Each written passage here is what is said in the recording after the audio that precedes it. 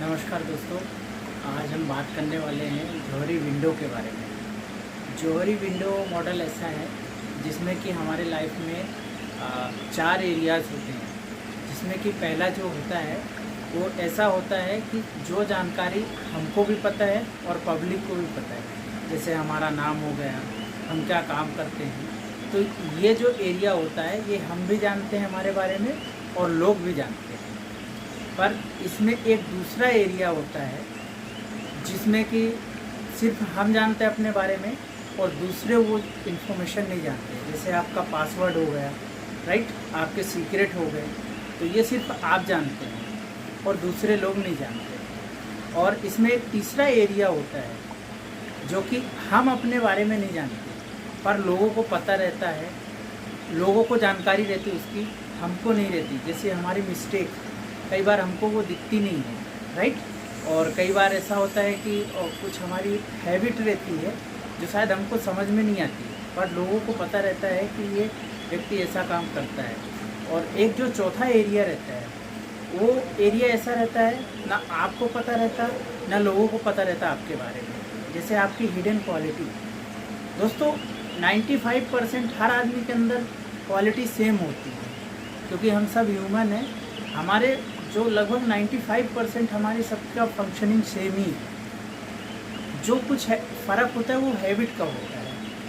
हर आदमी के अंदर कुछ न कुछ अच्छी चीज़ें और कुछ न कुछ बोल सकते हैं जो उसको गोल तक ना पहुंचाए, ऐसी चीज़ें रहती है। हमको देखना रहता है दोस्तों कि हम जो भी काम कर रहे हैं क्या हमारी आदतें उसमें हमको हेल्प कर रही हैं हमारे लक्ष्य तक पहुंचने के लिए।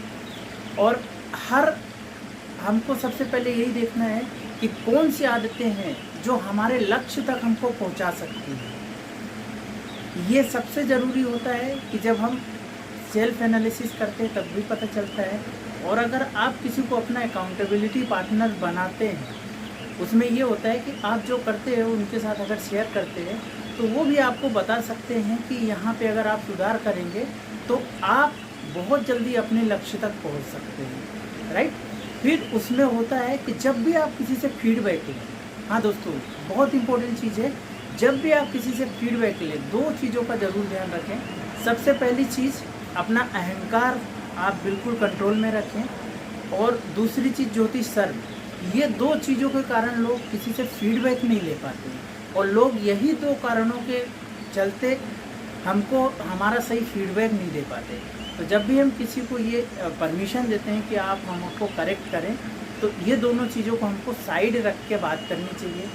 और सबसे इम्पोर्टेंट चीज़ ये है कि हर व्यक्ति, लगभग हम जितने भी ह्यूमन हैं, लगभग हमारे अंदर एक जैसी क्वालिटी है। तो हमको सबसे ज़रूरी ये चाहिए कि जो रिस्पेक्ट या जैसा बिहेवियर हम लोगों से चाहते हैं वैसा हम भी उनके लिए अगर करेंगे तो हमको ऐसा ही रिसीव होगा, राइट। और अगर हम ऐसा करते हैं तो डेफिनेटली हम अपना बेस्ट वर्जन बन पाएंगे और हम अपने लक्ष्य तक बहुत आसानी से पहुंच पाएंगे और लोगों के साथ हम बहुत अच्छे से एसोसिएट रहेंगे। लोगों को हमारी संगत अच्छी लगेगी और हमको लोगों की संगत अच्छी लगेगी।